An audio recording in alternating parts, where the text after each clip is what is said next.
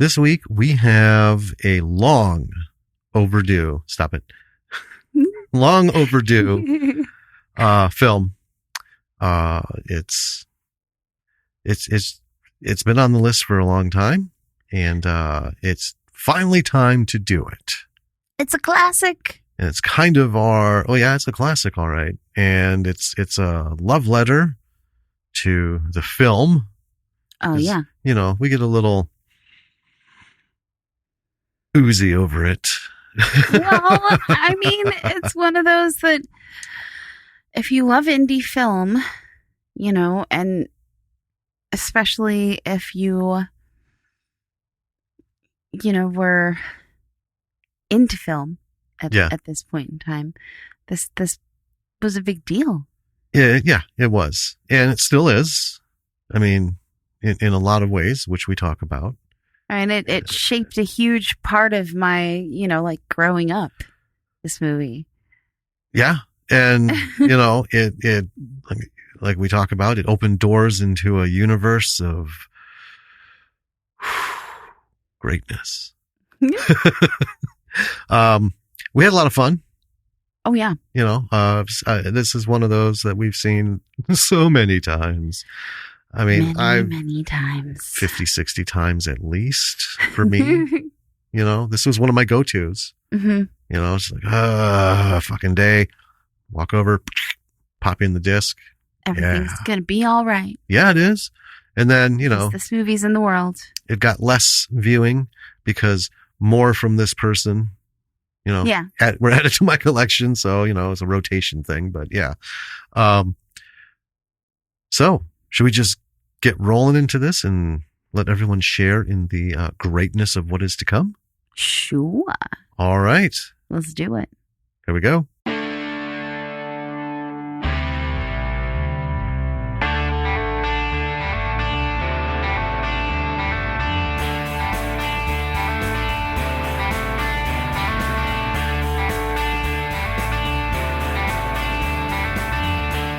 Hey there, B-Siders. Welcome to another episode of Bravo for the B-Side. I'm Danny. I'm Jim. And this episode we have is one that's kind of a long time coming. Yes. It is not a new movie. It is that not. We're covering this week. No. It's a classic. Well, this is, in my opinion, the King Kong of independent film. Okay. There's not a lot of stories like this. That's true. That, this is 26 years? It's definitely a success story. It kicked off a super career. Oh, yeah. And we're going to talk about why and all kinds of stuff about this film. I'm really excited. I am too. And it has been on our list for a long time. We have a long list. Well, it kept getting bumped. Mm-hmm. Got bumped like 10 times. I know. At least. And not because it's, not great, but we had things come up like, hey, you want to screen our movie? Opportunities and interviews and it's not like, we'll be happy to talk to you in 8 to 12 weeks because we have this list of movies we have to stick to. Right. But it's time. You got to be flexible, but it is time. So why don't you tell us about it? All right. This week we are doing Clerks, 1994, directed by Kevin Smith, written by Kevin Smith, starring Brian O'Halloran, Jeff Anderson, Marilyn Gigliotti. It was rated R. It got a rating. Dead. Estimated budget was $27,000. And for those of you who haven't seen this bad boy, here is the plot.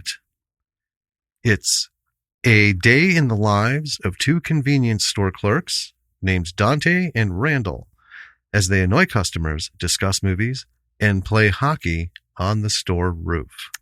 Accurate. It is accurate. Yes. It doesn't. Yeah. It's brief history. So this is a film that went to festivals, Mhm. I believe Sundance, and someone saw it, picked it up, got some distribution. Wang, bang, boom. We have the long career of Kevin Smith. This is the egg Yeah. that hatched him into the big time. Well, not just Kevin Smith, though. Kevin Smith and his entourage, essentially. And his entourage. Kevin and gang. Yeah, a lot of folks in his circle, even up until Jason Mewes' directorial debut. Right. With Madness in the Method. Yeah. Those are View Askew alumni. Mm-hmm. This is Kevin brought to us not just this film, but brought us the View Askew universe. And so many films and so many familiar faces. It's just awesome. Yeah. Yeah. I mean, from Mallrats to Chasing Amy to Dogma. The Jay and Silent Bob movies. Back, yeah. Red State, Jersey Girl. I know a lot of people pissed on Jersey Girl, but here's the thing. I like Ben Affleck. And it had George Carlin. Hot take. George fucking Carlin. Hard score with that, you know. And I mean, even up to his recent stuff, you know. Yeah, the reboot. Mm-hmm. Yeah. Tusk. Clerks 2. Mm-hmm. It just goes on and on. Yeah. You know. Not to mention, he's directed a lot of stuff. Like many episodes for Supergirl, which is a series that I, took to watching when it hit Netflix because, we don't have cable. He has a pretty successful podcast now as well. Oh yeah. His shop, his podcast, his, I don't want to call them stand-up routines, his talks. Right. He basically invented the TED Talk, but he, talked about his shit. Not science stuff in the world. And, I've had the fortune, I guess, to catch a few of those that were recorded and was able to see them because they've never happened anywhere near us and they haven't happened for a long time. And before we get into this, I just want to say it's by the grace of God, Kevin is still here. It wasn't all that long ago. He had a heart attack. Yeah, massive heart attack. Massive heart attack on the backstage of one of his talks. And thankfully he got through it. Got immediate attention. He got through it. His daughter, Harley Quinn. Yeah.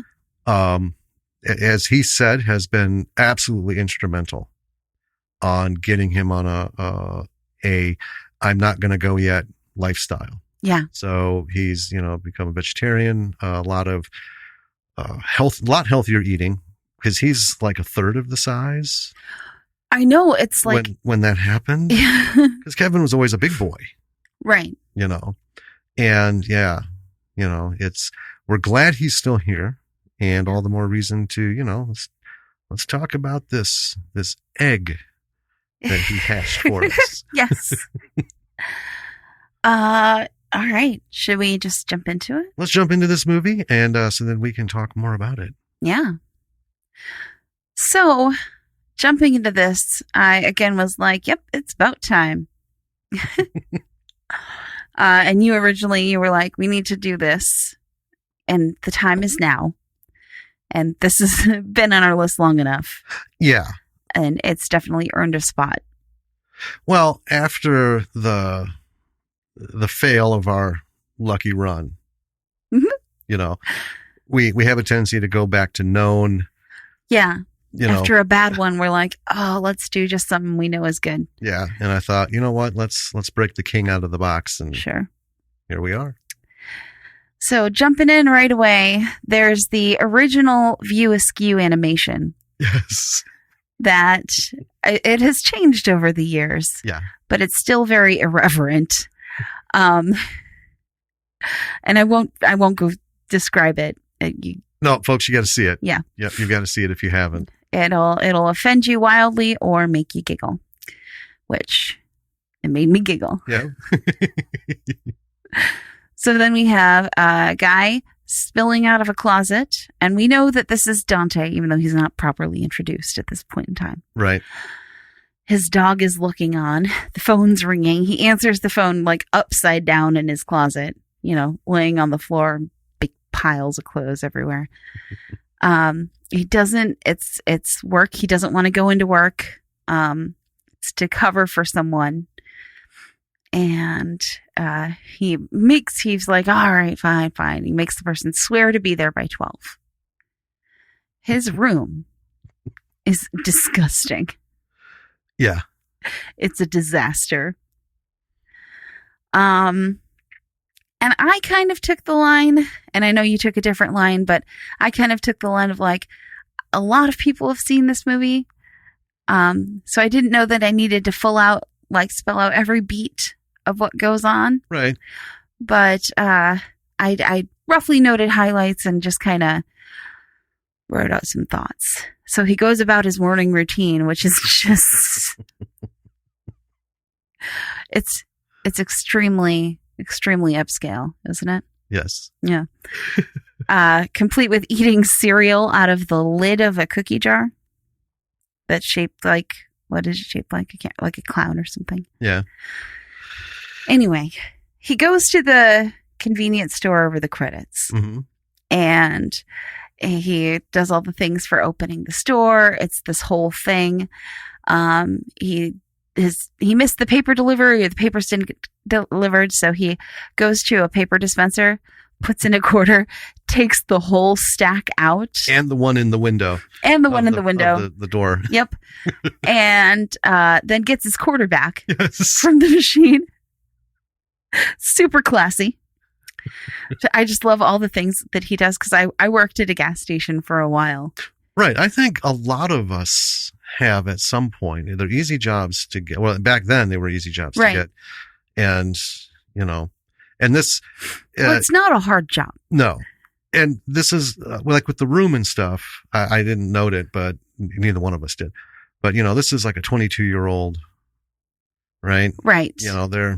These are all young people, out of high school, kind of doing their own things, just starting out. And, he's a fucking pig. Yeah. He's a slob. But yeah, all of he just kind of like 2-second shots of all the shit getting the convenience store ready. He just kind of schlubs through life, You really get that sense. There's, and I just noted it because I loved the snarky little sign on the cash register that says, if you plan to shoplift, let us know. Yep.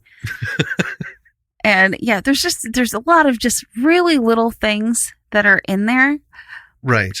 Well, that I don't think were fully planned. I think it was that, Kevin Smith had access to this gas station that he could film in.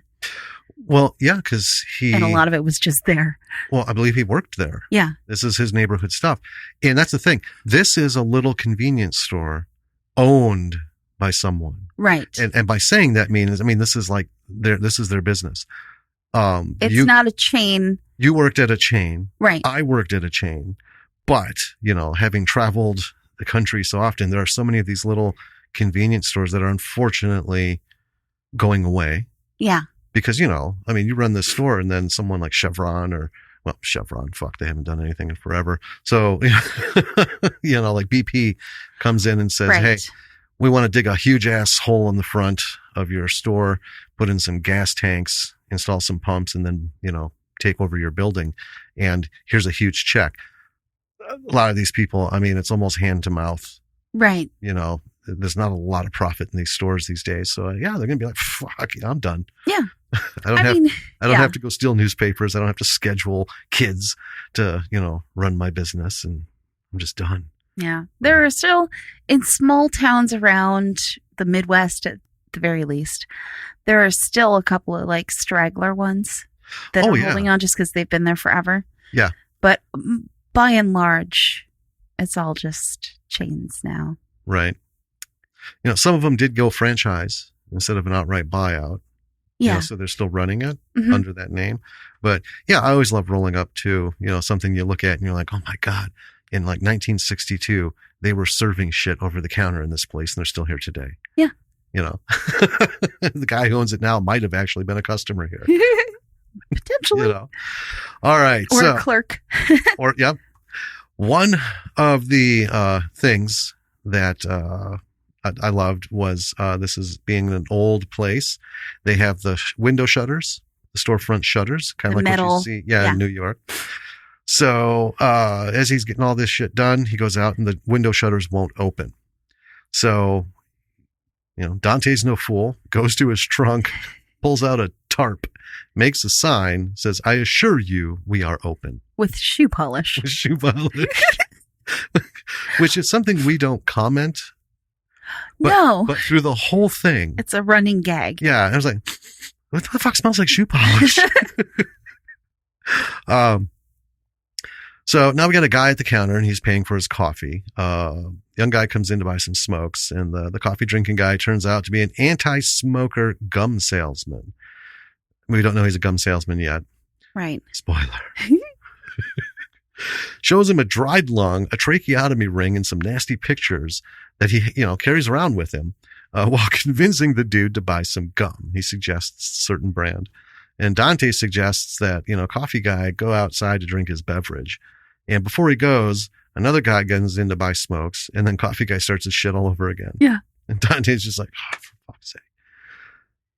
Outside, Jay and Silent Bob have arrived. And I say it like that because, folks, Jay and Silent Bob, this is it. This is where everybody's weird, dope smoking, mouth running, silent cohort cherry was busted. Yeah. Boom. Dynamic duo. Yep. And they don't get a ton of time in this movie either. They don't. But I got to tell you, every scene with them is hilarious. some of these things are like 5 seconds. Yeah. Like with Jay out there just kind of like doing his shit and Kevin and Silent Bob just standing there. Fucking steals the show. And honestly, so memorable. Yeah. Which is... well, it's why they went on to... I'm just going to say at this point, I have to admit, I don't own any Jay or Silent Bob figures. Folks, we just don't have them. We do have, because when Dogma came out, I did buy the little buddy Jesus. Yeah, it's right next to you. Yep, there he is. It's my man. I tell you what. He's got a wireframe zombie on his shoulders, but for my daughter's party a long time ago. I don't know. That bad boy has been with me through thick and thin. And I used to have him right in front of my desk, right in front of me when I would work, when I was working from home, for writing. He's still here. Yeah. But yeah, we don't have the other stuff. So just want to make that clear. I don't want to give the impression that we have a shrine. Would that we did, I know. Shit, where would we find room for it anymore? One day. Gotta get shelves everywhere. Well, one day we'll get out to Jersey and we're going to go to his comic book shop and the Secret Stash and just load up. Hell yeah. On some stuff. Anyway, so Jay and Silent Bob are outside. Jay's doing his warm-up. Silent Bob is lighting up. Jay is doing his never-ending spouting of nonsense, mixed with his usual dose of obscenities. And that is the thing I admire most. Jason Mewes, doesn't matter if it's written or whatever, he can deliver that shit. Zap, bat, boom. Mallrats, I think, is everybody's favorite bit when he's his blunt bit. Oh my God, I about piss myself every time. Makes me want to watch it now. I know. We should bust it out. We should. After this and just kind of chill to it. Yeah. We have to go to bed. But a guy comes up to him clearly to buy drugs. And I don't know. It's like his first major line. What do you want, Grizzly Adams? I just love it. Inside, the coffee anti-smoker gum guy is performing in front of a crowd. A full crowd. A full crowd. He's calling Dante a Nazi. The gum guy works for Chulies. And I from the first time I saw this to today, I still can't help but think he had a broken fucking jaw in the first 20 seconds. The first time he came in, man, zero tolerance for that shit. Right. Know? So just kind of, to me, that helped set Dante's character up as, he's not just chill. He's just like, I just can't be bothered with this bullshit. Then a woman comes in. It's Veronica. And she sprays the crowd with a fire extinguisher and drives everyone off. And then we cut to her and Dante sitting on the floor talking. Dante gives us the first instance of the famous line, "I'm not even supposed to be here today." Yeah. That is throughout another the film. Recurring thing. Yep. As time passes, they're still on the floor. He's put a sign on the counter with some money, a couple bills and some change, asking people to just leave their money and take change honestly for their purchases. And he's painting their nails as they're sitting on the floor behind the counter.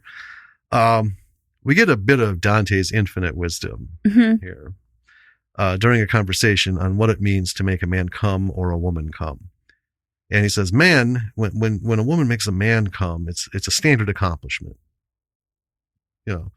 It's just, well done.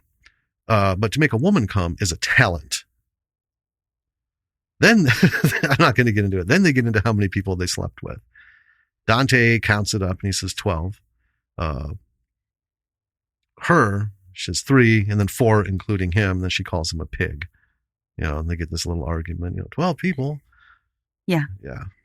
Well, it goes on, and I think we cut this bit out just a little bit in our notes, but it goes on. First of all, this conversation is like 5 solid minutes long. It's a potent it's bit of dialogue. It's one long shot. I think there are maybe like 2 breakaways in it to customers coming through the store.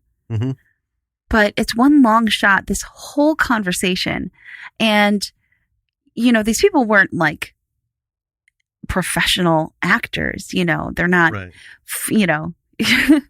They're not big names. They're Kevin Smith's friends, and, Brian O'Halloran, the guy who plays Dante, is arguably like the worst of them, which is weird because he's the main guy in this movie. He does try, though. It's obviously an earnest effort. But what really, really impressed me about this whole conversation is how, like, they memorize the whole thing. It's just a long shot. And you don't get that a lot nowadays. There are several scenes. Yeah, there's later, so many. Between Dante and Randall especially. It is a long single shot of the longest stream of dialogue. Yeah. That you don't see in like top-notch, top-billed, top-funded films. Yeah. It's always done in little blurbs. Different. Mm-hmm. I think it was just expediency. I think so. Well, I mean, he's got a camera, he's got some film, and he's able to do this. Well, it was a one-camera movie. Yeah, it doesn't have time or the money, to keep doing the same scene 5 different ways so we can get different angles and different cuts. Yeah. Of the thing, which to me led to 2 things. One, eliminated that whole bullshit of the over-the-shoulder shots where the person whose head is back to you talking and their fucking jaw's not matching their dialogue. Yeah. Because they want a reaction shot from the guy facing the camera. But yeah, there was one where O'Halloran slipped. He stuttered just a bit. I could see he almost shit the line, but he caught himself. Right. That's later on. He's just going in. There's like and then he just keeps going. I'm like, whoa. But it's impressive, the memorization that these guys had to do for these lines. And,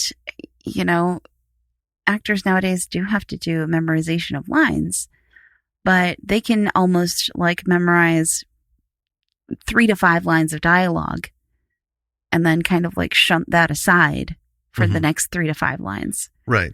For the next shot. Yeah. And it's not an enormous amount of memorization. No. For an indie film and people with no, true real life experience, because, some of them did audition. Well, I mean, there was auditions. He had auditions, and I'm not saying they weren't actors. I'm just saying they weren't, Well, no, I don't think anybody's going to step up and say this was my best performance. It's funny. I just do an aside. I was listening to Mark Maron today while grocery shopping, and he was talking with an actress from a show that he watches. Whatever it is, I can't remember the name of it. It's one I'm not interested in, but they were talking about, starting out acting, and Mark Maron's been in stand-up forever. And when he got tagged, hey, let's do a show about you, he's like, I knew I would be shit, but I also knew I would learn, so the whole first season, he's like, I already wrote that off as I can't fucking act. But I'm going to learn shit. And the second season came around, I learned some shit. There you go. And everybody starts out. I mean, That's what we always say, just fucking do it. And not anyone did a super bad job. It's just, they had to learn some things. But I also want to say, before we get going, is your long conversation comment. They're not just single shot and long. They're fast. Yes. There's a lot of words. It is very, and I have it actually, down here, comparison. Go for it. But let's get to it. Yeah. So back to the subject of the conversation. So Dante said that he slept with 12 people, and she's like, oh, you're such a pig. And then she says that our door's open. She says that she, I'll fix that. Has blown 37 guys, including Dante. And he is such a hypocrite about it. Well, yeah, it starts out just real quick. Guy comes in, right? And he's just really weird. It's Grizzly Adams. Yeah. He comes in, he's getting some snacks, he goes, and he knows Veronica. So they talk, and she calls him Snowball. And Dante's like, you know that fucking guy? He goes, yes, they call him Snowball because after a woman blows him, she likes to have her spit the cum in his mouth. It's like, well, Jesus Christ, who do you know that did that? She goes, well, I did it. And here we are. Yeah. And he's like, he's one of the three. And she's like, oh, no, I didn't have sex with him. So, 37. And he's outraged about it. He's the 37th. Yeah. Yeah. He's outraged about it. So they have a little fight. And Dante, and she leaves because she's pissed at him. Yeah. And Dante yells after her on her way out to not suck any more dick on the way to the parking lot. And there's a guy standing outside the store who hears it and just starts walking after her. Yes. It's just this subtle little thing. Yeah. And Dante's like, hey. And then there's also another little moment that I just love. Dante passively aggressively throws away some guy's keys. One of the customers that came in was an asshole, left his keys at the counter. Yep. Dante takes them, just throws them away. So, Dante's friend in the video shop across the street, Randall, is going up to his store. It's not actually across the street. Oh. It's next. Next door? Yeah, it's part of the same building. Oh, sure. Yeah. Okay. Anyway, he's giving some shit to a woman who's standing outside waiting for it to open because she wants to rent a specific video. And he's like, no, I'm going to get it. And then he opens it, walks in, walks back out, and leaves, locking up again, leaving her there to go talk to Dante. And it's so funny because it's absolutely what small town life was like in the 90s. People absolutely did that. Yep. Oh man. And Dante and Randall have a conversation, and again it's this dialogue, and watching it again, I'm still just so impressed with it. Mm-hmm. It's like watching Glengarry Glen Ross. Yes. It's just so quick and snappy, and it's really good. And I think that movie obviously was an inspiration too. Well, I love that you mentioned it because in the reboot, they do the whole Mitch and Murray bit. Oh, that's right. They do. Glen Ross. Yes. And I was like, oh God, I wish I could call Kevin Smith and just say, fucking thank you. I love that fucking movie. That movie's great. Oh man. And there's a lot of people who quote it and don't understand where the quotes are from. Right. I guess quick break from it. Glengarry Glen Ross. People, watch this movie. Watch this movie. You can search the web. You can find the script for it. This is a master lesson in conversation because that entire fucking film is nothing about dialogue. It's not action. It's not any sweeping shit. All dialogue. It's all dialogue from beginning to end between all the characters. And it's, yeah, you know, and I mean, you got, you know, Jack Lemmon, Al Pacino, you know, rolling shit out. It's just wonderful. So yeah, if anyone who doesn't use this as some sort of inspiration to, you know, craft what they're doing, I don't know what they're basing it on. This is the gold standard. Right. You know? Yeah. Back to Jay and Silent Bob outside the store. Literally just like the briefest of moments with them. They're just kind of standing there and then away. Yep. And then we're with Russell in the video store. There's a woman at the counter there with her toddler, and Russell, just completely ignoring them, picks up the phone to order some DVDs. And I think the first like 2 are normal. And then he places a very, very long order with like a dozen pornos. Yes. All with really graphic names. Yes. Right in front of her and her toddler. And it's really uncomfortable and really hilarious. And it's clear that he's having a lot of fun doing it. Oh, I thought you were doing a sound thing. No, I was changing my soundboard. I was on the wrong screen. Oh no. It was Halloween sounds. So we go back to Dante, and he is he's on the phone, and he's checking in with this article he's seen in the paper that he's really upset about, announcing the engagement of a girl who is an ex of his, and he apparently is still in love with her, more so than with Veronica. Yeah. Her name is Caitlin. And he's talking on the phone for a very long time while this customer is just like very patiently waiting at the counter. Yeah. And I can think of someone like myself and probably a few other friends who have done the same thing. Yep. Not being on the phone, but, you know, roaming the store, doing something. Especially when it came to like doing third shift. Oh yeah. Someone comes in, I'm cruising the sandwich cooler because, you know, they paid for me to get a sandwich to eat for lunch at 3 a.m. And that's way more important than whatever this fucking guy's got going. Oh, there were so many times when I was like walking around the counter, you know, walking around the store, or even behind the counter in the middle of like doing something that really wasn't all that important. Yeah. While someone's standing there waiting. And I'm like, yeah, no, you can wait. And just ignoring them. Outside, while this is going on, we got Jay and Silent Bob are chatting with Silent Bob's cousin, whose name is Olaf, and he's Russian. So a woman comes up, starts chatting. Olaf is checking her out, and then Jay gets Olaf to perform Berserker. And he's doing it like he's talking to a dog. Olaf, do this. Olaf, you know, make this face. Olaf, Berserker. And Olaf apparently only speaks Russian, but he understands Jay. Right. And he knows Berserker. He knows Berserker.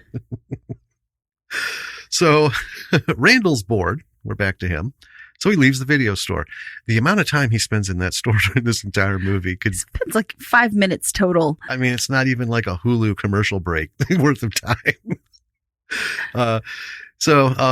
And outside, as he goes out now, outside, Olaf is singing Berserker to Snowball. Yes. It's crazy weird fuckers just around all the time. So then we're back with Dante, who's helping to pull someone's hand out of a Pringles can. Yes. And it's like, it's in there. It's Yep. Well, and he makes a comment too when he gets it out. Sometimes I can't remember exactly what it is. Sometimes you just gotta let the chips at the bottom go or something. Yeah, you just gotta let the chips go, man. Or let the last couple chips go. I don't remember. But Randall comes back in and they have a conversation about Star Wars. Yep. And Randall's talking about how, are you all right? Oh my God. I love this shit so much. He's talking about how the second Death Star would have had construction contractors on it when it was blown up because it wasn't fully finished. Right. The first one was done when it was blown up. Yeah, so it was staffed entirely by Imperials. Right. So it's much less ethical to blow up the second one than the first one, because the second one was, or because the first one was only staffed with the stormtroopers and Imperials. Right. And a customer comes up and like weighs in on their conversation. He himself is a contractor, and he says, well, contractors' political opinions do come in. They weigh in on jobs. Yeah. And he talks about this job he was offered, and he knew it was like a mafia person's house. And so he was like, I'm not about that. I don't want to die. So he shifted it to a friend who did end up dying. Yeah. And he's got no remorse about it. He's like, well, he should have known. Yeah.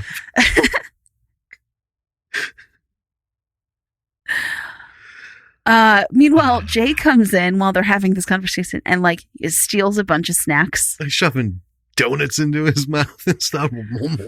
And some of the like stuff in little jars on the counter. Yep. Stuffing him into his pocket. Then they're watching in the shop a guidance counselor having a breakdown over finding a perfect carton of eggs. Yeah. And they talk about how meaningless guidance counselors' jobs are. And the egg guy starts cracking eggs on the cooler. He's clearly just like lost it completely. Yeah. Randall sells a little girl a pack of cigarettes. Yeah, he's sitting at the counter. He's taking over for Dante for a second. Yeah. And he's got his face buried in a magazine, nudie mag, and not even paying attention. Right. So this little girl comes up to the counter. He just grabs a pack of cigarettes and hands them to her. Without even looking. Right. And off she goes. Mm-hmm. There's a really good quote around this time where Randall says the job would be great if it wasn't for the fucking customers.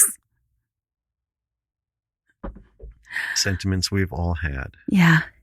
And this is while he's telling Dante, who's becoming increasingly frustrated over the course of the day.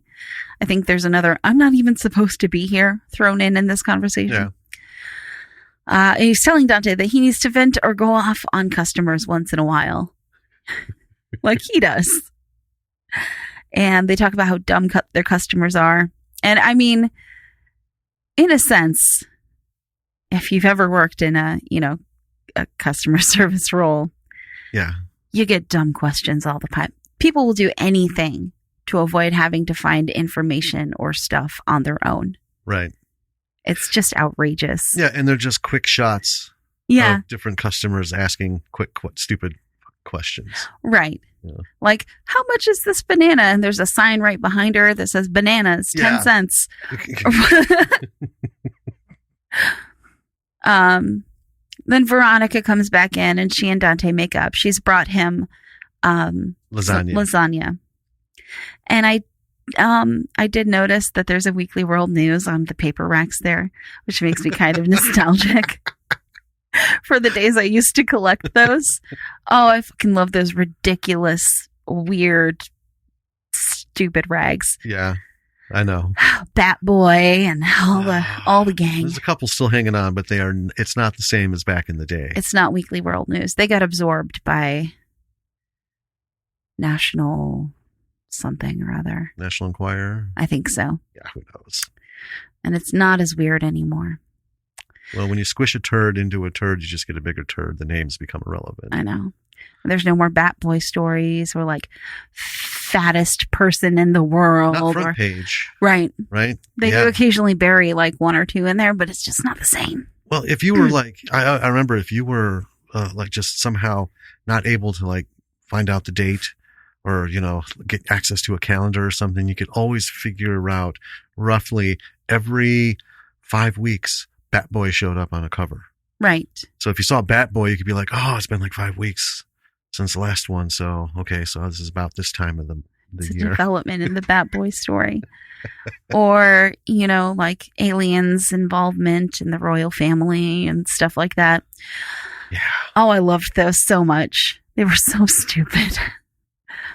So while Dante and Veronica are talking, Randall pipes in 37 and Dante calls at him to shut up. So she leaves and Randall comes back into the shot and he's like making slurping As sounds. she's leaving. He's such an asshole. It really is.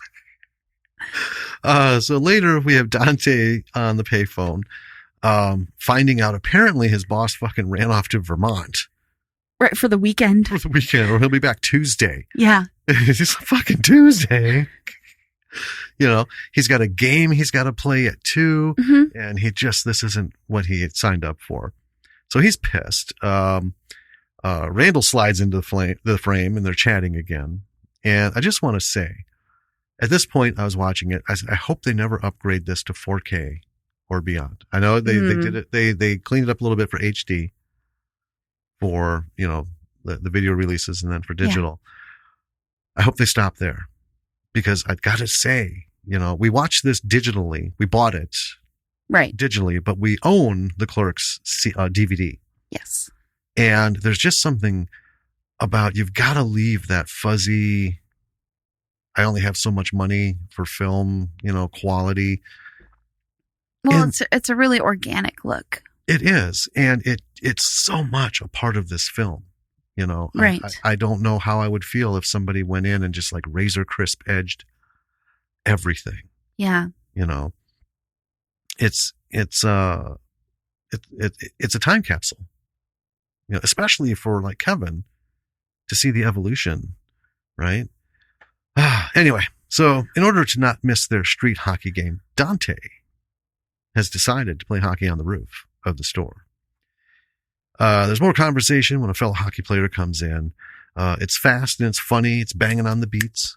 Yeah. That's the thing about this. I do want to just put in real quick, because we please haven't actually mentioned it yet. This movie is entirely in black and white. Oh, yeah. Duh. But it doesn't feel like it when you're watching it. No. And because here's the thing. It's true black and white because it was shot on film, black and white film. And I'm not going to get into it because everyone who listens has heard it. Today, there is no true black and white unless you're shooting film, because everything else is just color scheming digital files, you know. But it doesn't feel like black and white. No. Which is weird to say, but I hope it never gets colorized. And I hope that, and the reason that it was done in black and white was for budget reasons, right? I believe so. Well, yeah, because black and white film and the development costs are so much, and the post, right? It's easy to just like, you know, over or underexpose a negative. Yeah. But when you have to get into color correction and bullshit, it's outrageous. And shooting in black and white is a lot more forgiving than shooting in color for your lighting, right? You know, now obviously for $27,000, he had some stuff. Well, yeah, to make a movie, but that's not enough to to get everything perfect every time. I mean, there's so many lights involved. You know, if anyone's ever seen a behind the scenes shot of just like we call them the A-list movies in like a convenience store or a grocery store. There's 6, 7, 8 different fucking lights on the ceiling and coming up from the bottom, and they have the deflectors and the reflectors and the refractors and everything. But yeah, it looks wonderful for that.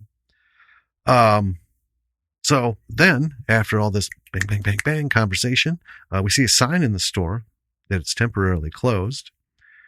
And then we're on the roof for the game. And this is so typical too. So we get some shots of them playing their game with the rollerblades and stuff, playing street hockey. There's a customer waiting at the door. Yeah. Yeah. And so he hears the commotion, climbs up the ladder, asks how much longer they're going to be. And then he starts criticizing Dante's playing. Dante goads the customer into playing. So we have a face off, and the customer just plows Dante over, slap shots the ball off of the roof into a distant yard. It's the only one they have, it turns out. And just these little things. Dante calls out below, "Is there any balls down there?" Then we hear Jay's voice, "Biggest ones I've ever seen." Fucking Jay. And then we have we didn't pace through all of the supers that pop up on the screen, right? But now we're to Harbinger. Dante's in the store replacing a light. Customers telling him to be careful, and This customer needs to use the toilet. So Dante sends him to the back of the store to use the John. Customer comes back asking if the toilet paper is rough or cottony. Dante says, well, it's a little rough. He wants Dante to give him a roll of the soft stuff. I see you sell it right there. So basically he wants to go bust open a package and take a roll of Charmin into the John with him. Dante finally agrees. And then the guy comes back asking for something to read. He wants a porno magazine. Yeah. Off he goes. And outside, Jay is just fucking about. I mean, it's not really clear what he's up to.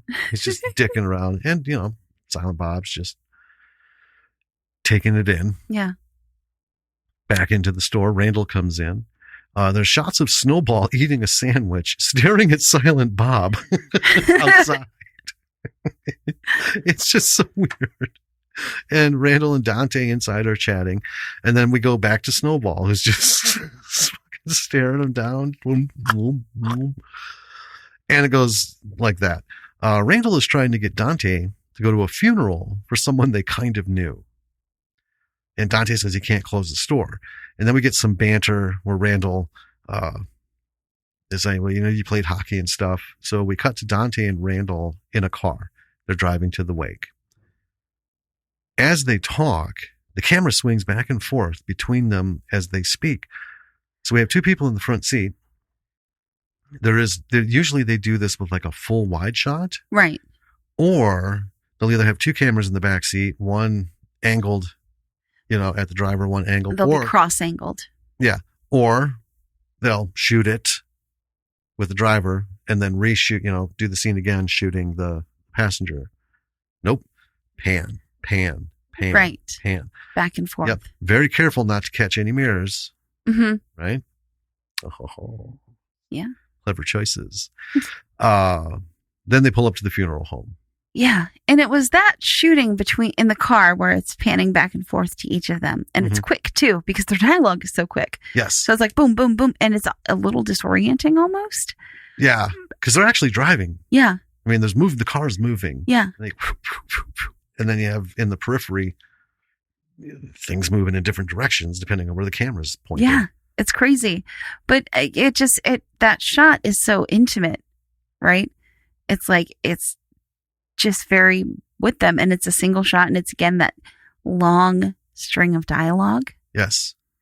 So even though this movie, there's a lot of like handheld shots, and the type of shots that you get, they're very, like, you can tell that they were done because of budget, right? Right. So there is a kind of like amateurish quality to it, but you can see clearly the reasons behind that. Right. Which is really interesting.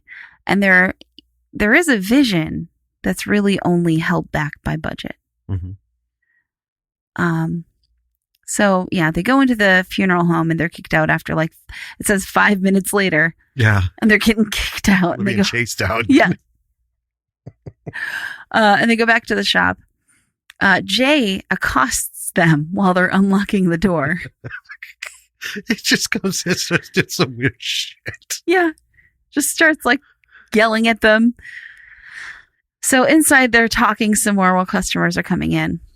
And I just want to say, notably, the old timer who had to use the bathroom has never been seen again. Right. Which you don't think anything of, because a lot of people come and go. You don't always see them leave. Right. And it isn't mentioned or anything. Right. But Randall hits a guy who came in and started whining about the headlines of the tabloids. Straight up hits him.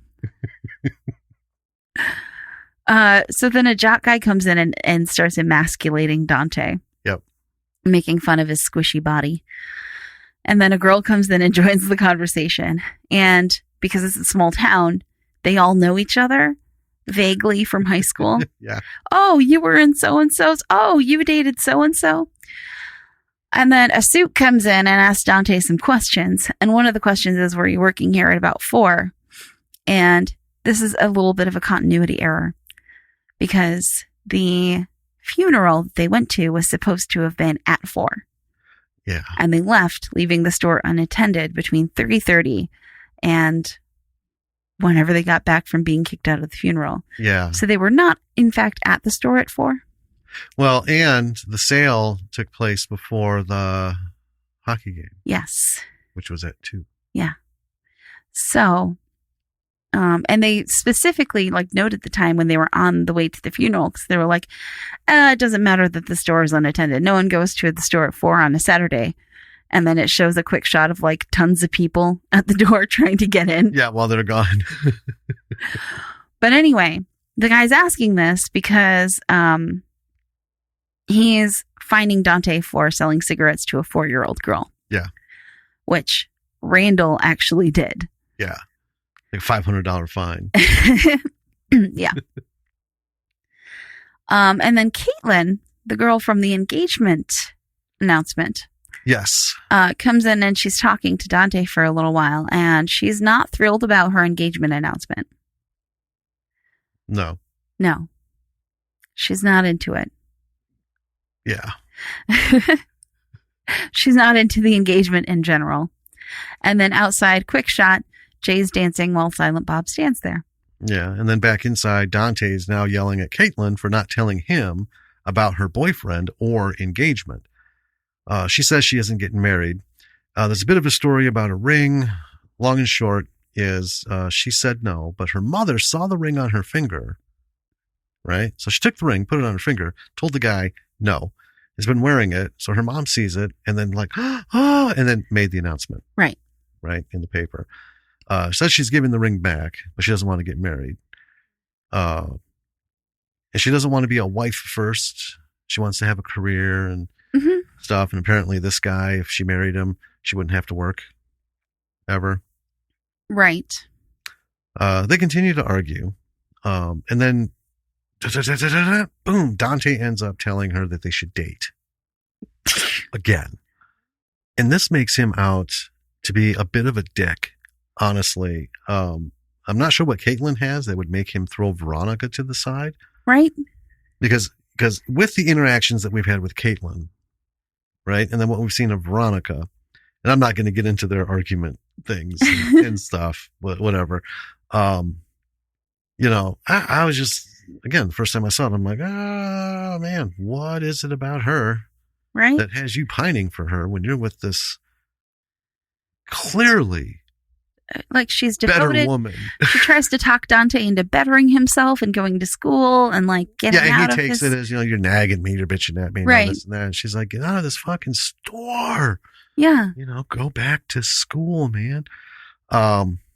Anyway. And then Caitlin keeps reiterating she doesn't want a relationship, but she is offering to just fuck him. Yeah. Right? And then she's off to go home to tell her mother about canceling the engagement. And this was like, fuck. This is kind of a quick curve in the conversation.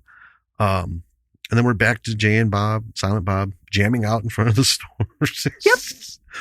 And then Randall and Dante are back behind the counter. Dante shows Randall the fine and tells him he's the one who fucked up.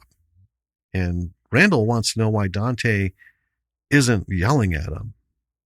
He's like, usually you lose your shit about this kind of thing. So Dante tells him about Caitlin. Mm-hmm. And Dante leaves to change for this fuck date or whatever they decided on. Right. And Randall is now manning the store. And I wrote here some whimsy. Well, it was the super. Yeah. I don't know which one this is. So we splicing these together, we lost some of them. That's okay. That's okay. There's a lot of supers. Yeah. So there's a super on the screen. Now we're to whimsy. Randall mans the counter. Caitlin comes in. So I wrote, so they are going out, meaning Dante and Caitlin. Caitlin heads to the toilet. Randall tells her there's no light. Apparently at a certain time, the lights go out and the boss wants to save money, apparently, by not having them come on. So you got to do your thing in the dark. So back she goes. Yeah. So Dante, who had gone home to change, comes back wearing the ugliest sweater I've ever seen in my life. I don't know If he's supposed to be going on a date with Caitlin. I think it's a style thing. Oh. I recognize that sweater. It is such an ugly sweater. Most of them are, to be honest. So Caitlin comes out of the bathroom all disheveled, and she's like, "Oh, Dante, how did you get back out here so fast?" And so she's talking on and on about how she just fucked Dante in the back, and it was amazing. Yeah. And Dante's like, "That wasn't me." So it was the incontinent old timer who apparently died at about 3:20. While jacking off to a magazine. Yep. Died with a stiffy. Yep. So Caitlin went in there, thought it was Dante. He had an erection and just climbed on. Yeah. Wore herself out, came back out. So the cop is talking to them about it, because they call an ambulance and they're, the cop is asking them questions about how this happened and yada yada, and the answers they give her, the cop's face just keeps becoming more incredulous to the point where she's like, "What kind of convenience store do you run here?" It was really the questions that she was asking, and their answers had to do with all the weird shit that's been going on. Yes. So Randall and Dante have been lamenting on Dante's shitty day. Again, I'm not even supposed to be here today. And Randall says that Dante blames life for dealing him a shitty hand when he can make choices that'll bring him out of it. Right. And he absolutely can. There's a lot of truth in this conversation. And it's a similar conversation that I've had with friends, and I think a lot of us have had with friends who are just happy to whine about their sad situation, but are never going to do anything to change it. Right. I call them the must be nice people, because when you tell them about good things that have happened in your life that you've worked towards and are really proud of, they're like, "Oh, must be nice." Right. Oh, fucking. Those three fucking words. Right. Makes me just want to cave skulls. Because it's never said any other way than "must be nice." Right. Must be nice. Well, that must be nice. Well, fuck you. Yeah. If you don't like your fucking life, then change it. Well, I learned a long time ago, must be nice. It is excellent, actually. Yeah. It's great. And then just dismiss them. Yeah. Fuckers. So, yeah. And I know Dante never says the words "must be nice," but he's one of those people. He's not an envious. That's the thing. He's not the envious true. kind that says "must be nice." He's just the slog who's like, "My life is shit. My life is shit." Mm-hmm. And instead of "must be nice," "Are you fucking kidding me?" Right. Yeah. John won the lottery. "Are you fucking kidding me?" Mm-hmm. Fred graduated from college and took his bachelor's, got a nice job in an office. "Are you fucking kidding me?" That guy? Yeah. So then Jay and Silent Bob come in, and Jay jabbers for a while. Yeah. And then he starts talking about how, because, Dante knows them and they're chit-chatting. And Jay starts talking about how Veronica does a lot for Dante all the time. And Silent Bob pipes up. And this becomes a recurring thing in every move that Jay and Silent Bob are in. Yep. Bob only ever speaks up towards the end, and it's a couple lines. But they're pretty. His lines are. Well, he's the sage. Yeah, he's Yoda. Mm-hmm. So Silent Bob's line is, "There's a million fine-looking women in the world, but none of them bring you lasagna at work, and most of them just cheat on you." And then he goes. Yeah. as quickly as he came into their lives. Yeah. He's back outside. Yeah. And this is after Jay goes on for a while about all the nice things Veronica does for Dante. Yeah. And you're like, "You're going to let that go?" Wow. And Dante realizes at this point that he loves Veronica. Yeah. So next door, we have Randall talking with Veronica. And he's ratting out he's basically Dante. Ratting out Dante about Caitlin. And then next we see her going next door and smacking Dante to the floor. Yeah. Hell yeah. And calling him out about Caitlin. And I just wrote, she's in the right. Dante is just a dick in this case. Oh, she absolutely is. I mean, you know. And then we have popping up on the screen our last super catharsis. Mm-hmm. So Randall's locking up the video store, heads over to the quick stop. Dante grabs him and starts beating on him, ratting him out. They have a fight, start tearing the store up. And it's, I think it's actually a great depiction of a friend fight. Yeah. Right? When you're really good friends, you don't throw death punches. Right. You're not fighting to hurt each other. No, you have like some like quarter strength punches, but mostly you're just wrestling around and, slapping and knocking and just pushing up against things. Because, somewhere inside you're like, I don't want to kill this fucking guy. Right. Well, I kind of want to kill him, but I'm not going to because he's my buddy. Right. He didn't murder my aunt and uncle. And it's not a fight meant to genuinely hurt the other person. Right. So eventually the store is just a mess. And then we cut to a little bit later. They're on the floor and they're talking. Another good chat. This one is closing with Randall laying down some super hard reality. Yeah. And it's kind of what we were talking about. Like, you can get out of this fucking place. One of the things is like, you look around, we're the same as these fucking people, man. You're looking down on that. Right. Like we're better than them. You work in a fucking convenience store, man. It's a nobody, no nothing, no brain fucking job. How dare you look down your nose at these people? Right. No matter how much of a fucking moron they are, kind of thing. But it's point on. Mm-hmm. And then, we got them cleaning up the store and, we got credits. Yeah. And that's Clerks. And that is Clerks. All of this is for me and probably for you. Can't speak for you.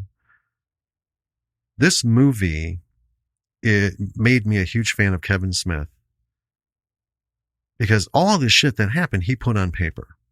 This is his fucking mind going. He's just having other people say it in slightly different ways. Yeah. Because that's writing. But this is how his mind works. And then later when you see this progression through movies and stuff, this is the kind of guy, if I had grown up in that town, I shit you not, we would have been like best friends, Yeah. Star Wars geeks, comic geeks. I mean, hardcore. This is the kind of stuff that, was, basically my life. Some of it's a little Jersified. Well, yeah. Clearly, because I grew up in the Midwest. The phrases are different, but it's all still the same. Yep. But it just marveled at how much shit he can process through his mind to put into the dialogue for these characters. Yeah. And I mean, it takes a certain amount of talent for as many characters are in this movie, because there are a lot of them, to do what's essentially almost nonstop dialogue and have every character's voice be extremely distinct. Yes. Yeah. Because even, and that's the thing about writing. So where at first I said you need to see Glengarry Glen Ross to get the master class. Here's your huge extra credit supplement, Clerks. Mm-hmm. Right? Now, imagine everything that's being said by everybody, man and woman, customer, whatever. Imagine Kevin Smith standing on a stage just saying this, right? Like he's just, throwing shit out in a long conversation monologue. It's him. If that were to happen, you'd be like, well, yeah, I would expect no less. But he can alter it just a little bit so that each character has their own voice, mm-hmm. right? It's Kevin's mind, but every character, it's Dante's voice. It's Randall. I think you wrote Russell somewhere. I think I did write Russell, and I might have said it. I think you did. Randall. I didn't want to call it out. It's fine. But anyway, and this is the kind of thing that goes through all of his films. Like Red State was a very subtly politicized, there was a lot of phraseology that was in there. Yeah. And it wasn't it wasn't Clerks. No. That was a hardcore film. Yes. But then you have like Tusk. That fucking movie. I know. That movie messed with me. You know, and Yoga Hosers. Mhm. You know, all of this stuff it's not like I, you know, marvel at these as like accomplishments. Like, oh, I could never write that kind of thing. It's not that kind. It's respect for his consistency and his not trying to think of marketable shit. You know what I mean? Right. The Hollywood formula. Yeah. You know, he's not thinking, well, I got this idea about two guys in a store, but if I wanted to make this a Hollywood film, you know, I'd have to do this and this and this and this and this. No, he's always maintained that, you know, that straight line through all of his work, even though they're different color bubbles. Right. That it goes through. So yeah, that's like one of the biggest things for anybody out there, watching this film. Let's talk about its journey. Okay.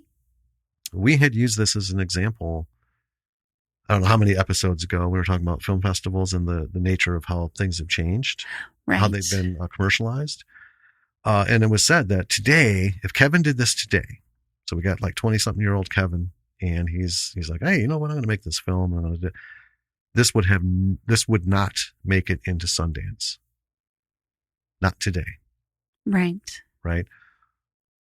And there's a lot of films like this that have That are good. that are very good and have very publicly on social media, you know, campaigned for themselves saying, yeah, I got fucked on by Sundance, basically told me I'm nobody, nothing.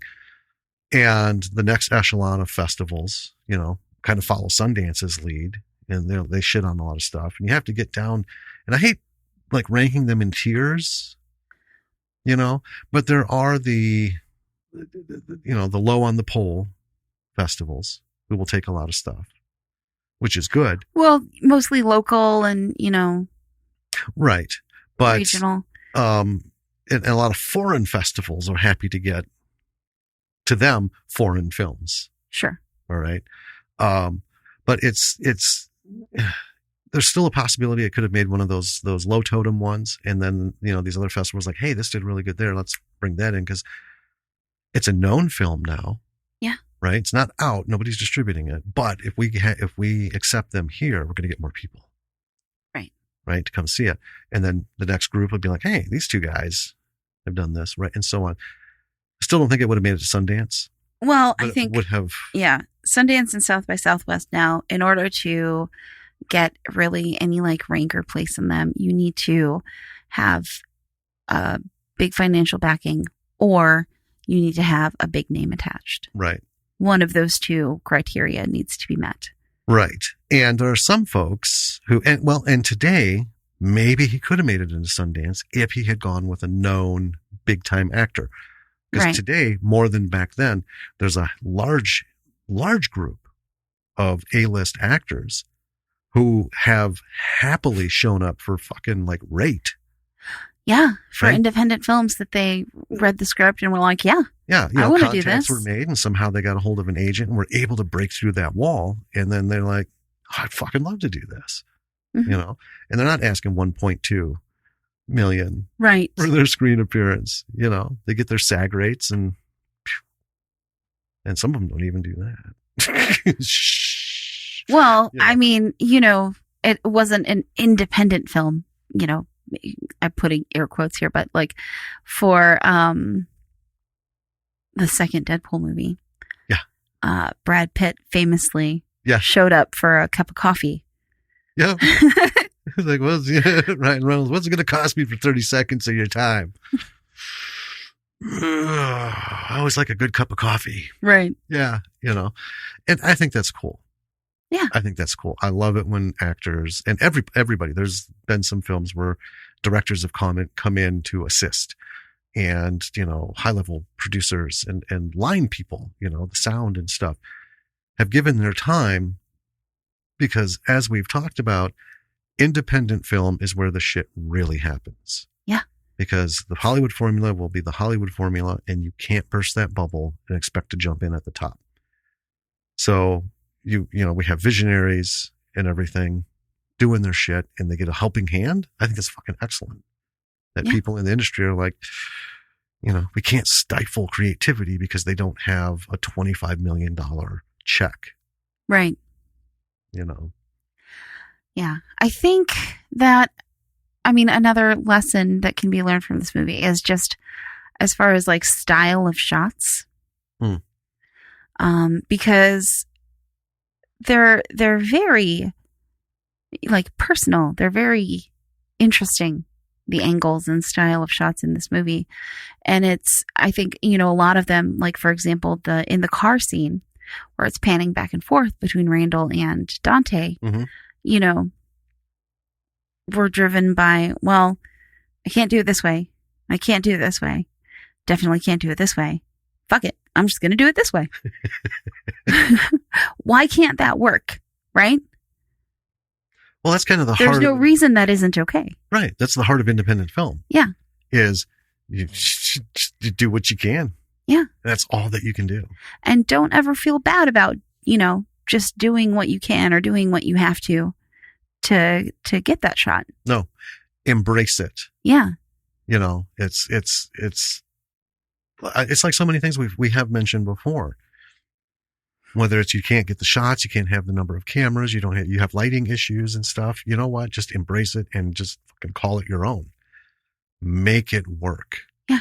Because if they shot the car scene and he just, was pissing and moaning about, when you're in a negative mindset and you're shitting all over something that you've done, you're not going to make the right call for edits. Right. You might even delete the fucking scene. Yeah. Right. Which is funny. Cause, for, Madness in the Method. Uh-huh. Oh yeah. We got that message. Yeah. He was the cinematographer, Brian Knight. Yeah. Found our episode on it. Yeah. He said he was out looking just for shit. He was on YouTube. Yeah. And, that's when we had the full episodes and, the audios. So he caught it, listened to it, and he actually gave us a little bit about the driver's license. So Jay, the whole driver's license thing. He said there was a scene where Jay went to an AA meeting. Yes. And there was this whole thing but it was cut. Yeah. Yeah. Cause we had mentioned, he here and then he's in Trejo's car and. Well, yeah. And he had his own car, but it got towed or it was something. Yeah. So that was pretty cool. Yeah. But, that's the kind of thing. You go with what you got. Sometimes shit gets cut out because of, you gotta kill your babies. Yeah. Or, alternatively, if, you have something and you're like, this is the one that needs to be in the film, but there's something wrong with the shot. Right. Technically. What was the movie you had told me about? I can't remember what it was, where, the actor gave a magnificent monologue, but the shot was Birdman out of of focus. Alcatraz. Okay. It was one of the greatest monologues ever. Mm-hmm. And the camera guy fucked up and the whole thing was out of focus. Yeah. So the director was like, hey, we need to do this again. Actor's like, sure, but you're not going to ever get that again. And they did 2 more takes. And the director's like, fuck it, we're going to use it. Mm-hmm. And, so they put that shot that was out of focus in the movie. Yeah. And it, was very successful. Well, everyone thought it was brilliant. Right. Brilliant movie making, brilliant choice by the director, creative genius. To have it be slightly out of focus. No, just a cameraman who fucked up a little bit. And so if you ever, end up in a situation like that where, wow, fuck, technically, I fucked up on this. There's something wrong with the lighting or something wrong with the focus or whatever the issue is, but you got the performance, right? Yes. And someone's like, oh, that was a brilliant creative decision. You just say, well, I'm glad you noticed that. You've got to love your work. Mm-hmm. And that means the good and the bad. Right. Yeah. Because, I've heard Kevin talk about Clerks and he loves all of his stuff. Right.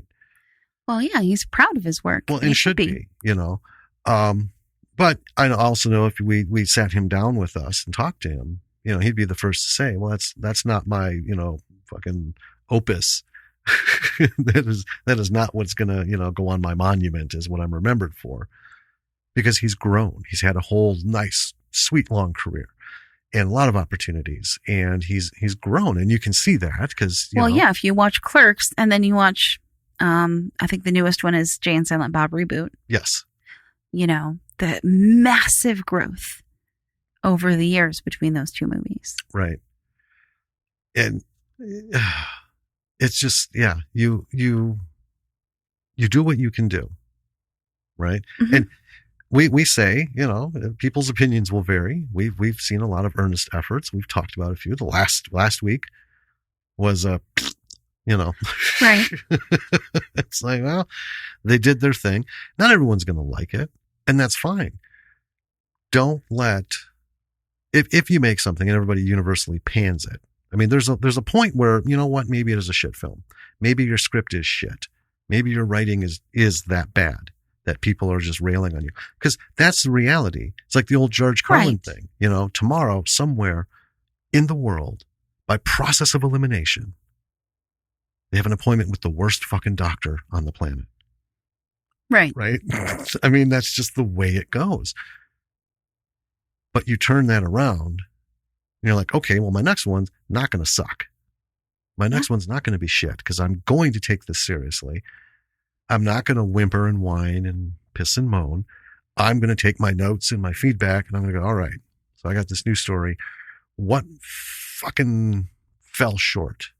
What's the one thing most people said, collectively? And then what's the next thing? What's the next, biggest thing? Number one thing, number two thing, number three thing. Change those things. Practice. So you got a less shitty script the next time. And the next time, if it takes a third one, you got an even less shitty script than that one.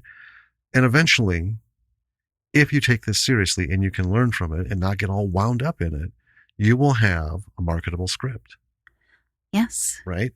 And as long as you can, take a look at your work, whatever you're doing, writing, directing, whatever it is, acting, if you can look at something that you did 2 years ago, 5 years ago, 10 years ago, however long you've been on this journey, right? And compare it to something that you've done more recently, and you can see improvement and growth between those things, then you are on the right track. Yes. Whether or not you're there yet, that's really not for us to say. No. But if you're growing and learning as you go, then you're doing the right thing. Yeah. And let's, just back to the movie as an example, right? So it did get into Sundance, and it's a huge cult following. And I said when we did Madness in the Method, and I mentioned with Kevin Smith a few times, you either love him or you hate him. Mm-hmm. I've not come across anybody who's like, he's all right, and I kind of like this. And it's like, I love him. This one movie was shit, but I love the guy. They'll have like one in the pantheon that they don't like. But it doesn't diminish it. They're all for him, right? I'll take Kevin, come, hell or high water, shit movie, good movie, whatever. And then you have people who are like, don't fucking mention that name in my presence. Yeah. And that's fine. That's, people are different. Yeah. We're in Kevin's camp. I love Kevin. I still am not sure how I feel about the movie Tusk. I liked it. Yeah. It just was, I think he succeeded in making it a really uncomfortable situation all the way through. It's extremely unsettling. But yeah, I think I like it. But what made this movie, I think, what got it into Sundance during the day is because literally there was nothing like it. Yeah. Not at this level, not at this low indie level. So we had Glengarry Glen Ross, right?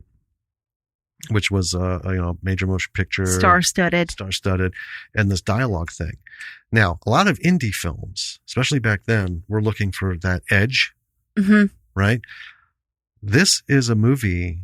I'm not going to say it doesn't have a plot, but there's no it doesn't follow the traditional storytelling that you see in movies. We have Dante, right? Who it's almost like a little bit of a hero's journey. Right. But he's mostly just a dick about it. Yeah, he eventually has the little spurt of character growth at the end. Randall comes in and Yoda's him, Yeah. you know, and he's like, you know, don't be such a fucking douche, right? Quit bitching about people. Quit bitching about yourself. Fucking do something, you know, shit or get off the pot. That was his like. If you're not happy about it, then change it. And Randall's stance is, you know, like, I'm fine with all this.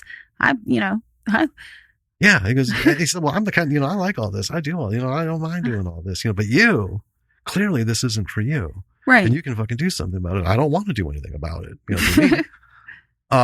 You know, and Dante has his epiphanies, and from there we can think that, okay, so he's gonna, you know, not worry about how many dicks Veronica's sucked.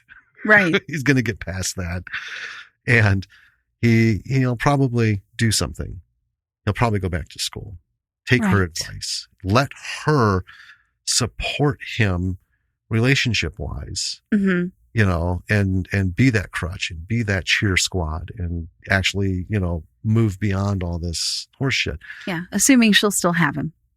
Well, there is that, you know, and it's also the kind of thing I think she's based on her character, she would. Right. If he could convincingly, you know, come to her with this epiphany of, you know, I get it, mm-hmm. you know, she's already put up with all of his shit.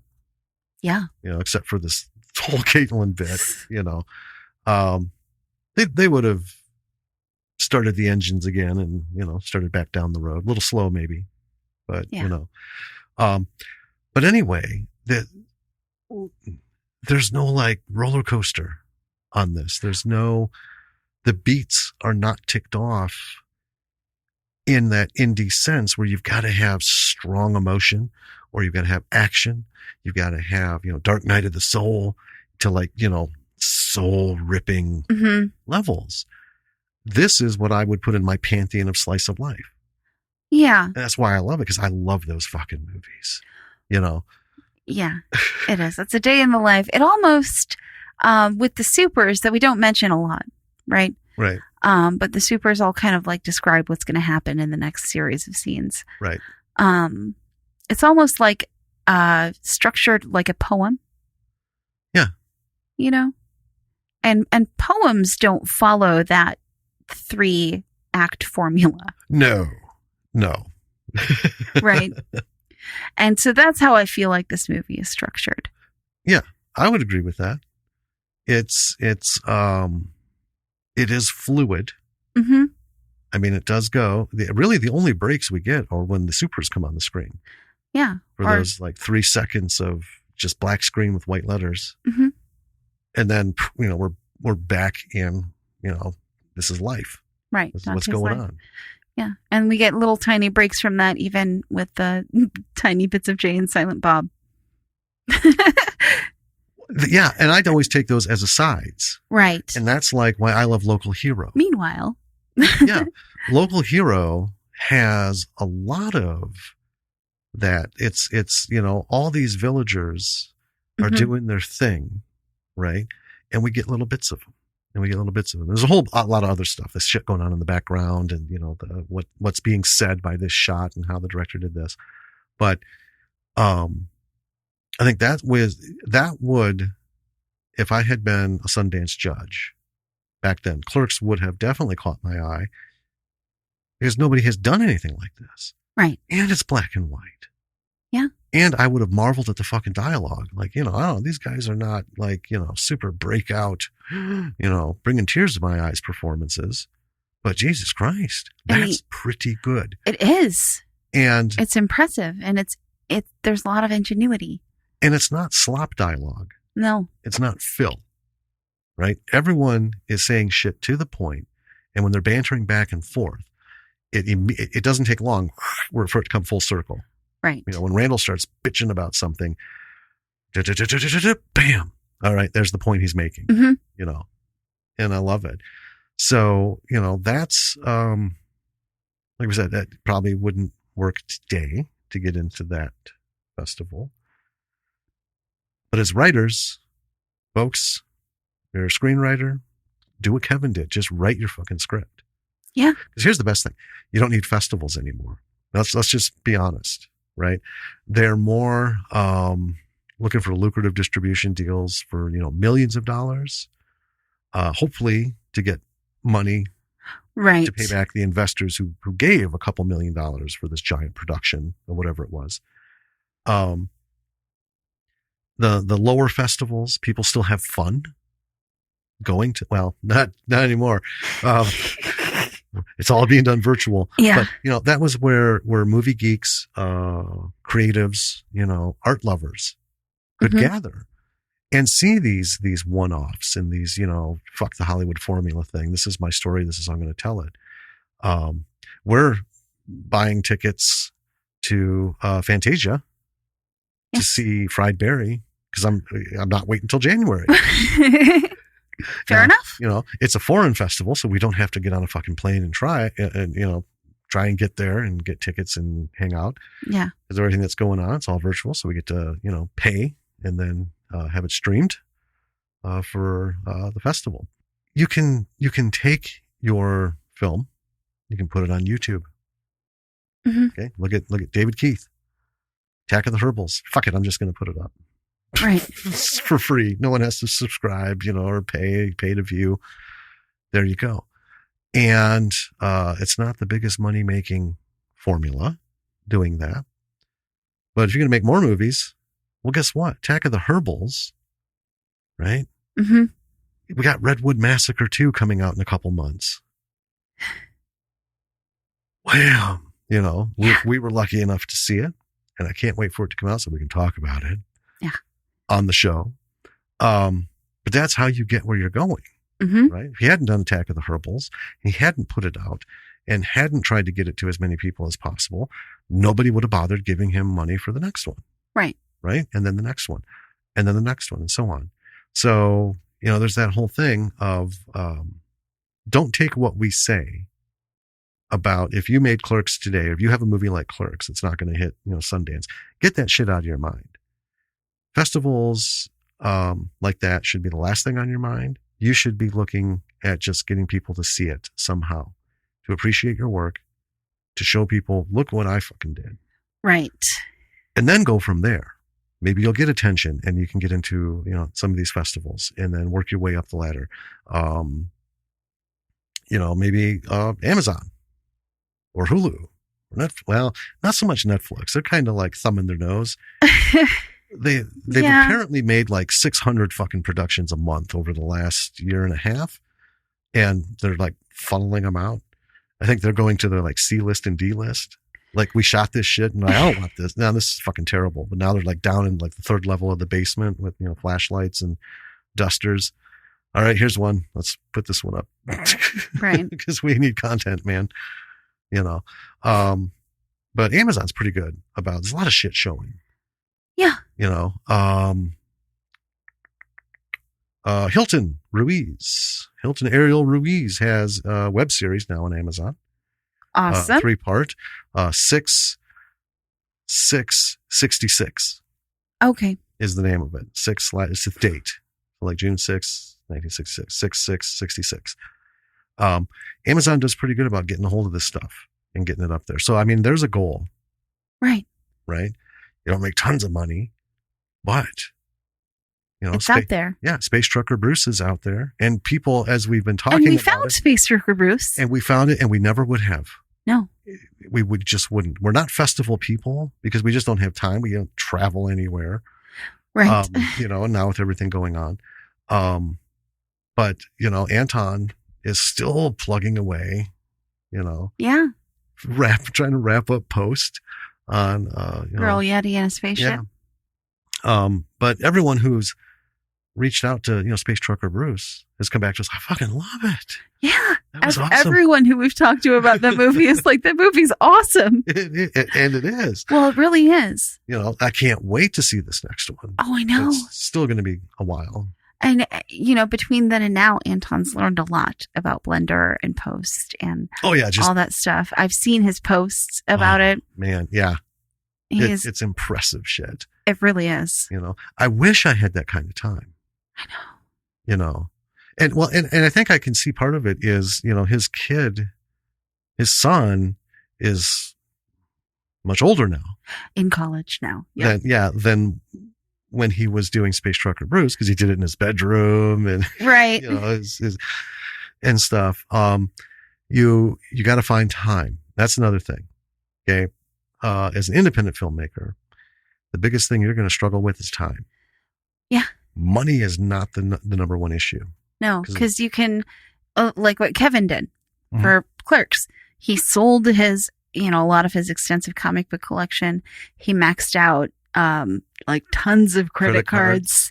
Yeah. Just like Robert Townsend did, Meteor Man, and a couple others. I think he and Jay also used some like insurance money from a car that Jay lost or something. I think so. I can believe he lost it.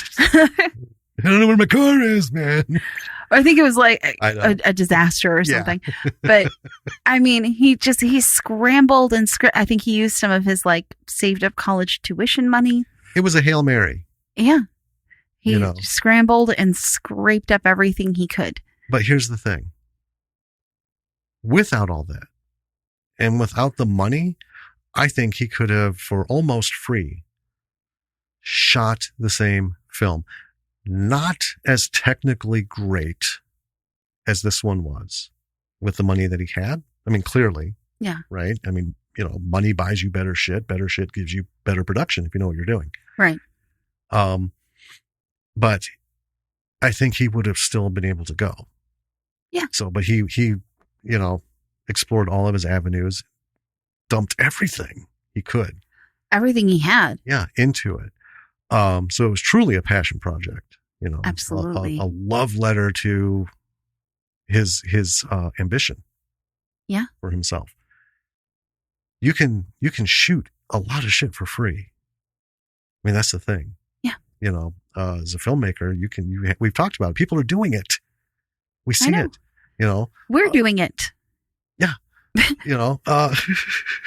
It's not, it's fun. Well, it's not going to win any awards. Yeah. We know that going in, but it comes back to time, right? So that's what this whole thing is about. Time is your biggest enemy. So yeah, you could do a Kevin Smith thing and you can get all kinds of money, but it depends what else you have going on in your life. Kevin didn't have a family, didn't have kids.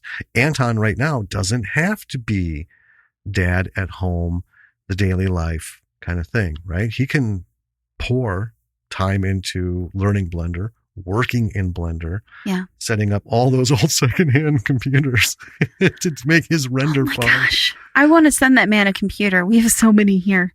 Oh, Jesus Christ. I know. But with the mail, it'll never get to Alaska. No. Sorry, Anton. And the thing is, I with the time, don't be discouraged. Okay, there's a lot of shit I want to do. And when Lily goes back to school, which for us is going to be virtually, there's going to be several hours during the day now. She's going to be tied up in Zoom, doing her work. I'll be there to answer questions and stuff. But she's, going into middle school. So there's a lot more independent. Right. You got to put some effort in. That's finally going to free me up where I can actually put headphones on every day. Yeah. Because like right now, what's going to happen? We're recording and she knows we're going to wake up. You're going to go off to work and I'm going to have headphones on and I'm going to be listening to this so I can, edit, make sure there's no fucking problems. And then so I can bounce it. So we have an episode. Yeah. So she knows during that time, Dad's unavailable. Right. Not that she doesn't interrupt me every 3 to 5 minutes with memes or jokes or, anime she's watching. Dad, this guy, he's just so clueless. Like, oh, well, I'm sorry to hear that. What's his bag? So we get into a 5-minute conversation, but I can jump back to this. Film editing though, holy fuck, you can't have those kinds of interruptions. You got to have some hardcore time. It's focusy. So if time is an issue, you have to make sacrifices. Yeah. And for us, with our writing and everything else, we choose not to make some sacrifices. We choose not to push our daughter, off to the side. Like, okay, so, mom and dad have to, we need, 3 nights a week. You just got to do your own thing. that makes things longer for, it takes longer for us to do things, takes longer for projects to get finished and stuff. And that's just our choice, right? Well, yeah. And if you are confronted with that, follow your gut, make some time, even if it's like late at night, the sacrifice should maybe be, you take 2 hours off your sleep schedule, 2 or 3 nights a week. Mm-hmm. Maybe you don't spend all Saturday night till 2 a.m. doing nothing. Right. Right. You're just hanging out and stuff or partying or whatever. Not that that's going on a whole lot either. A lot of things you can do to recapture some of that time, but it will always be your enemy, because as you get further up, like David, time's his enemy because he's got deadlines. Well, yeah. This Redwood Massacre 2 Annihilation is, or I should just call it Redwood Massacre Annihilation. Yes. He's got some heavy expectations. Yeah. Right? Because this was a heavily funded film compared to his other ones. Mm-hmm. Got people relying on him, and he's got to keep shit on time. Tight. Yep. It's got to be here for this distributor to see. It's got to be here for this agreement. And you have to be at this point and this point, and then boom. So, that's a little bit different though. You get to that point. Right. Getting up the ladder to that point, you do what you can, and then you take an extra step. Like, okay, everyone's going to bed. I will take an hour and I will do some stuff, know, and, so yeah, some of you don't have any of that shit to worry about. You don't even have a fucking pet, know, if you're sitting around, you got nothing but time, you should be pouring into it. Yeah. Yeah. You should be making shorts, planning features, writing scripts. I mean, if you're not a filmmaker, right? If you're just a writer, I say just a writer. Yeah. And if that's the only thing that you do, and you're not doing all the other stuff, then write. And then rewrite. And then rewrite. It's okay for you to say just a writer, because we're writers. So well, I don't want to minimize it. I mean, that's the thing. It's like, if you're just a writer, because I'm gonna jump on. Writing is work, man. I'm gonna put our stance publicly. If it weren't for the writers, there'd be fucking no Hollywood. That's true. Just be a bunch of shots of shit, not doing anything. Right? Yeah. So yeah. Do what you can. Make your Clerks. Make your love letter to yourself to say, God damn it, I know I can do this. Right. I'm going to do the best I can with what I've got to achieve this vision. Yeah. And, again, inspiration, Clerks, so any really independent film that you like uses inspiration. But this is clearly, like I said, it's the King Kong of indie film. Yeah. It's, he did his Hail Mary, he made it, and here we are cruising through halfway through 2020. But for the Hollywood problems because of COVID and stuff. Right. He's still going. Yeah. You know what I mean? So should all of you. Absolutely. Well, I think with that. You have to go to the bathroom, don't you? No, I'm out of coffee and I'm really thirsty. Oh. All right, I'm going to start coughing a lot. All right. Well, let's recap quick. Okay. Why is this film great? Because back then there was just nothing like it. It would catch anybody's interest because of the conversation, the lines, the long shots, the steady shots. Mm-hmm. Fucking brilliant. And kudos to everybody in, right? Even Brian, because he was in Madness in the Method and he was better. And also the reboot and, I just loved him in Madness in the Method, watching himself in Clerks and cracking up. Fucking killed me. Writing, do it. Write your thing. We've said that all along. Do your thing. If you're a filmmaker, write your thing, film your thing. And if you want it to be bigger than what you can do right now, then you better be every day making phone calls, checking email, sending emails, doing whatever. Try to get what it is you need to get. I don't want to say get a bunch of credit cards and go into debt, but, do what you need to do Right. to bring your vision, because the minute you shit on your vision, you're done. You're already a has-been. Yeah. Because that's the one thing about this business you will never recover from. Well, yeah, if money's what's stopping you, figure out how to do it without money, or figure out how to get the money. Mm-hmm. Money is money's so common. For like $100, for like $100, you can get some attachment lenses for your iPhone. Right. Right. So you can get it a little bit closer and a little bit wider. A tripod's like $20-$30. Right. Just, you can do this stuff. There's ways to do it. If you want to make the movie, just do it. And, think about whether you like Kevin Smith or you don't like Kevin Smith.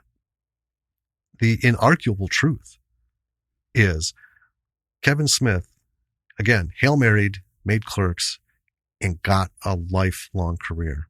Yeah. Still kicking it today, right? So can you. 26 years from now, you should be able to go, maybe not all the movies that Kevin did, but you should still be making shit. You should still be making circuits, showing your films and stuff. Just don't give up. Yeah. Don't give up. And with all the negativity that's out there, with all the bullshit going on, it's easy to do. But don't shit on your ambition or your dreams. Be proud of what you do. You can always, a couple of years later, look back and go, fuck, what a mess. Yeah. Right.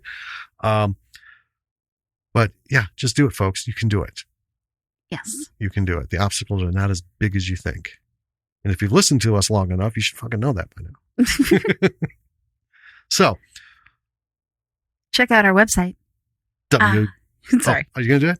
You do it. Well, you paused. www.lordsofmisrule.productions.com. On there, you can find our blog, links to all the platforms that this podcast is on.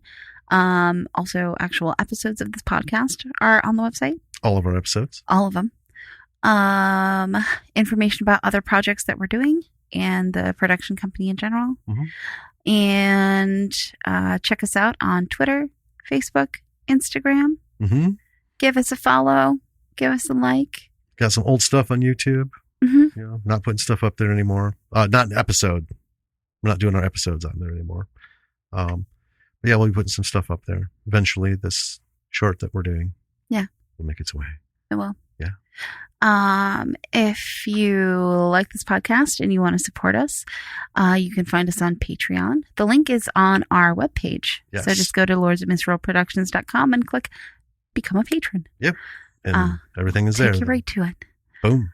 Our patrons get access to episodes early.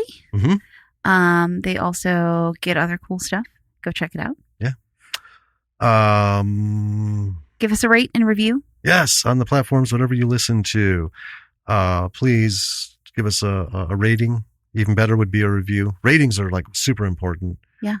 And that's so we can be seen and found in searches and stuff, because the algorithms depend on it. Your review could help other potential B-siders find us. Yeah. Email links are on the website. There's also, our social media. Feel free to reach out to us if you want something. Have you made talked something, about, written you want to something, talk to us done about something? it? Yeah. Yeah. Let us know. We'd love to talk to you about it. Yeah. So earlier this week, because we mentioned it in the last episode, we're going to be on the Disc Dump podcast with Miles Trout. We did that. Yeah. It was fun. It was great. We're going to do it again at some point in the future. Cool. Because he's cool to talk to. He is cool to talk to. I'd like to have him on here to talk about a movie with us. I think we will. I think we'll go through our list and have him pick through, and we'll do that. But yeah, we would love to hear from you. We'd love to talk to you. If you're a writer, actor, director, producer, all of those things. None of those things. A lot of folks we've talked to are hyphenates. Mm-hmm. We'll see what goes on. In the meantime, write your shit, make your shit, score your shit, edit your shit. Just do it all. Make something. Make something. And at the end of the fucking day, no matter how shitty you think it looks or how you feel about it, pull yourself out of the funk and go, God damn it, I did something. Yeah. And then own it. All right. Wow. Okay, Beatsiders. Until next week. This is Jim. And this is Danny. And we're out of here. Bye.